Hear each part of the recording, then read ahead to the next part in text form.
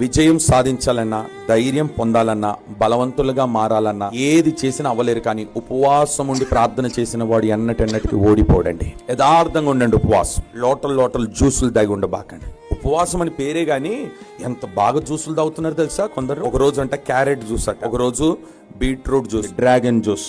ఒక్క dragon juice తాగితే 2 రోజులు తినకపోయి నడిచిపోద్ది. ఇంత లోట జ్యూస్ తాగి నేను ఉపవాసం 40 రోజులు దేవుని సన్నిధిలోనే ఉంటున్నాను అంటున్నావే, దేవుడు ఒప్పుకుంటాడా? కఠినమైన ఉపవాసం. ఈ సమస్యలు ఎంత తీవ్రంగా ఉన్నాయో సమస్యకు తగినట్టుగా కఠినమైన ఉపవాసం ప్రారంభించు. ఉద్యోగంలో సమస్య వచ్చిందా, పాస్టర్ గారి దగ్గరికి వచ్చి చెప్పుకోవాల్సిన అవసరం లేదు. పరిష్కారం ఒకటే, ఉపవాసం ఉండి ప్రార్థించి. వ్యాపారంలో సమస్య వచ్చిందా, ఉపవాసం ఉండి ప్రార్థించి. ఫోన్లు పక్కన పెట్టు, ఆఫ్ చెయ్యి.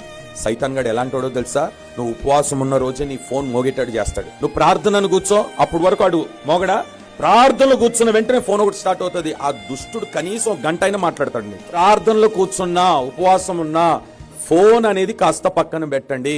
ఉపవాసం ఉన్నామా అన్నిటినీ పక్కన పెట్టు. సుఖం, సౌకర్యం ఏవేవైతే మనల్ని డిస్టర్బ్ చేస్తున్నాయి పక్కన పెట్టు. మోకరించు. రాజగుమ్మంలోనికి ఎందుకు వెళ్ళవు నువ్వు? ఘనతను ఎందుకు దేవుడు నీకు చేతికి ఎందుకు ఇవ్వడు?